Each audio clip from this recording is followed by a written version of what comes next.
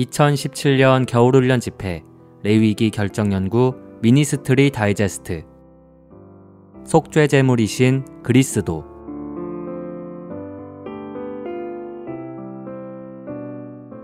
레위기 1장부터 6장까지에 있는 5종류의 기본 제물들의 배열은 번제물로 시작하는데, 이것은 우리의 첫째가 하는 일이 하나님을 위하여 절대적으로 살아야 하는 것임을 보여줍니다. 화목제물이 나타내듯이 우리가 그리스도를 번제물과 소제물로 체험한 결과는 평안을 갖는 것입니다.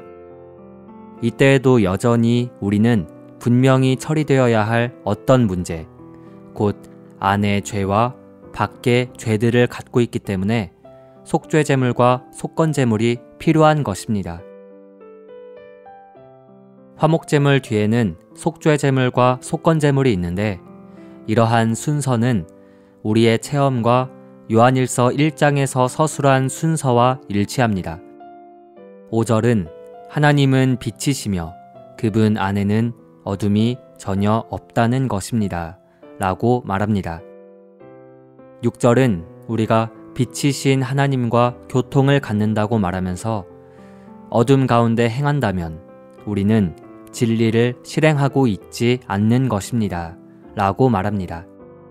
계속해서 7절은 그러나 하나님께서 빛 안에 계신 것 같이 우리도 빛 안에서 행하면 우리는 서로 교통을 갖게 되고 그분의 아들 예수님의 피가 우리를 온갖 죄에서 깨끗하게 합니다 라고 말합니다. 이것은 우리가 하나님과 교통을 가지고 그분을 누릴 때 빛비춤을 받을 수 있고, 그럴 때 우리와 하나님 사이에 있는 문제가 죄인 것을 보게 됨을 가리킵니다. 신약에 따르면 분리될 수 없는 4가지가 있는데, 곧 죄와 육체와 사탄과 세상입니다. 죄는 사탄의 사악한 본성이며 심지어 사탄 자신입니다. 사탄은 아담의 타락을 통하여 자신을 사람 안으로 주입했습니다. 오늘날 죄는 사람의 타락한 육체 안에 거하며 사람의 육체와 하나입니다.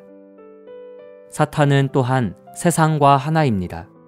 그러므로 죄, 육체, 사탄, 세상은 나누어질 수 없으며 이 넷은 하나입니다. 신약은 그리스도께서 육체 안에서 십자가에 못 박히셨으며 육체 안에서 죽으셨다는 사실을 강조합니다. 그분은 죽으실 때 단지 하나님의 유죄 판결을 받는 육체 외에는 아무것도 아니셨습니다. 로마서 8장 3절은 하나님은 죄와 관련하여 그분 자신의 아들을 죄의 육체의 모양으로 보내시어 육체 안에서 죄에 대해 유죄 판결하셨습니다 라고 말합니다. 주 예수님께서 육체 안에서 십자가에 못 박히셨을 때 하나님은 육체 안에 있는 죄를 유죄 판결하셨습니다. 죄는 단지 어떤 문제가 아니라 한 인격이며 이 인격은 유죄 판결을 받아야만 합니다. 십자가에서 주님의 죽으심으로 말미암아 하나님은 육체 안의 죄를 유죄 판결하셨습니다. 이것은 육체가 십자가에 못 박혔을 때 육체 안에 있는 죄가 유죄 판결 받았음을 의미합니다. 로마서 6장 6절은 우리의 옛사람이 그리스도와 함께 십자가에 못 박혔다고 우리에게 말합니다. 우리의 옛사람은 육체 안에 있습니다. 그리스도께서 육체 안에서 못 박히셨기 때문에 육체 안에 있는 우리의 옛사람은 그분과 함께 십자가에 못 박힐 수 있었습니다. 우리의 옛사람은 육체 안에 계신 그리스도와 함께 십자가에 못 박혔습니다. 그리스도의 죽으심으로 말미암아 죄가 유죄 판결받고 우리 옛사람이 십자가에 못 박혔을 뿐 아니라 사탄 마귀도 멸망했습니다. 더 나아가서 그리스도의 십자가로 말미암아 세상이 심판받았으며 세상의 우두머리, 곧 세상의 왕이 쫓겨났습니다. 그러므로 십자가에서 그리스도의 죽으심으로 말미암아 4가지, 곧 육체 안의 죄와 옛사람과 사탄과 세상이 처리되었습니다. 이것은 육체 안에서의 그리스도의 죽으심으로 말미암아 부정적인 모든 것들이 처리되었음을 의미합니다. 그러므로 속죄 제물이 포함하고 있는 의미는 매우 넓습니다. 이 제물은 죄 자체를 처리할 뿐만 아니라 우리의 육체와 육체 안에 있는 악한 자 사탄과 세상을 처리합니다. 속죄 제물의 효능은 죄를 처리할 뿐만 아니라 동시에 옛사람도 처리하고 타락한 사람의 인성 안에 있는 죄를 유죄 판결하며 사탄을 멸망시키고 세상을 심판하며 세상의 왕 또한 쫓아냅니다. 이것이 성경에서 계시하는 속죄 제물의 효능입니다. 만약 우리가 이러한 계시를 보았다면 그리스도께서 우리의 속죄 제물이 되시는 것이 다만 죄들을 자백하고 처리하는 문제만이 아니라 또한 우리 옛사람과 사탄과 세상을 처리하는 문제임을 알게 될 것입니다. 우리는 우리의 속죄 제물이신 그리스도를 취할 때마다 이것을 깨달아야 합니다. 속죄 제물은 육체 안의 죄가 유죄 판결받았고 우리의 옛사람이 십자가에 못 박혔으며 사탄이 멸망했고 세상이 심판받았으며 세상의 왕이 쫓겨난 것을 의미합니다. 우리 모두는 그러한 속죄 제물이신 그리스도를 취하기를 배워야 합니다. 우리는 빚비춤을 받아야 합니다. 우리의 본성에 죄가 있을 뿐 아니라 우리 전체의 본성이 죄입니다. 탁자가 나무로 만들어지듯이 우리의 본성은 죄로 조성되었습니다. 우리가 온종일 어떤 범죄를 저지르지 않았을지라도 다만 천연적으로 산다면 온종일 우리는 죄인 것입니다. 우리가 영을 사용하지 않고 주님을 접촉하지 않으며 그리스도를 살지 않고 영 안에서 행하지 않는다면 이것은 다만 자신을 사는 것입니다. 우리는 그리스도 없이 앉고 그리스도 없이 걸으며 그리스도 없이 식사를 합니다.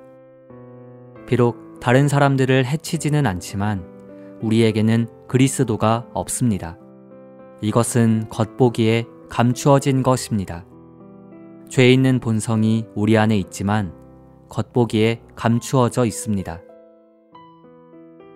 우리가 영적인 어둠 안에 있다면 우리는 이러한 죄 있는 본성을 모를 수 있습니다.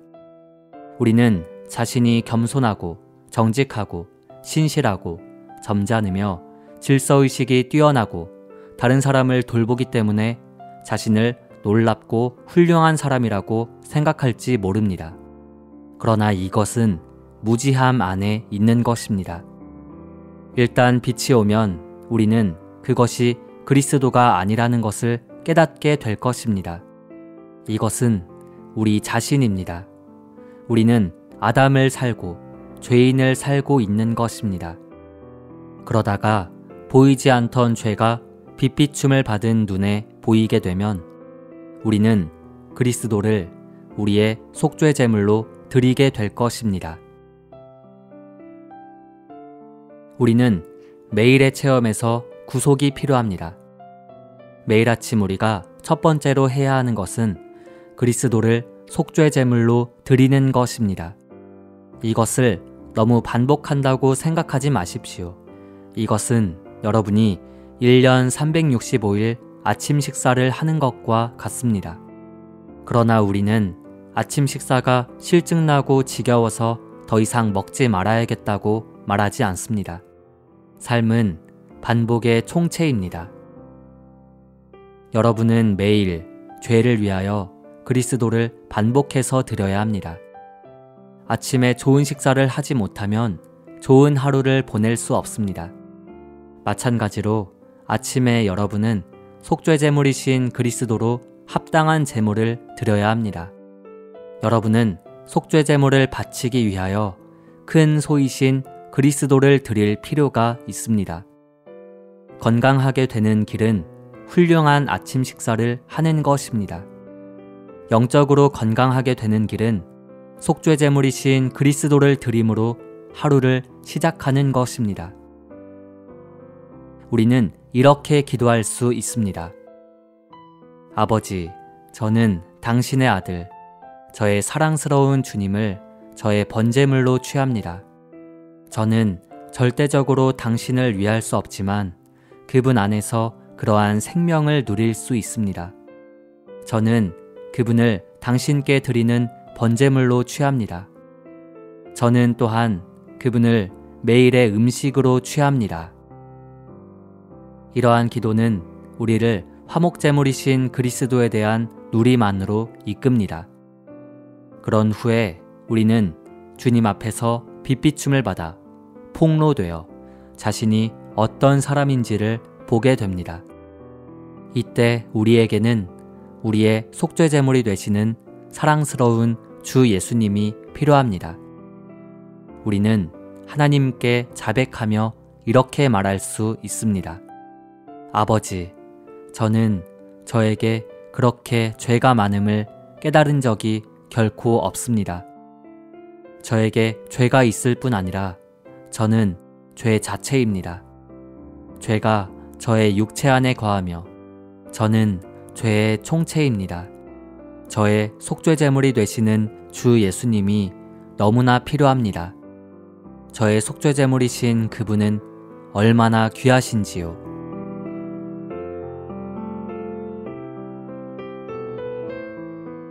미니스트리 다이제스트 책자는 전화 1600-4191 혹은 한국복음서원 홈페이지에서 구입하실 수 있고 전자책은 리디북스에서 구입하실 수 있습니다. 감사합니다.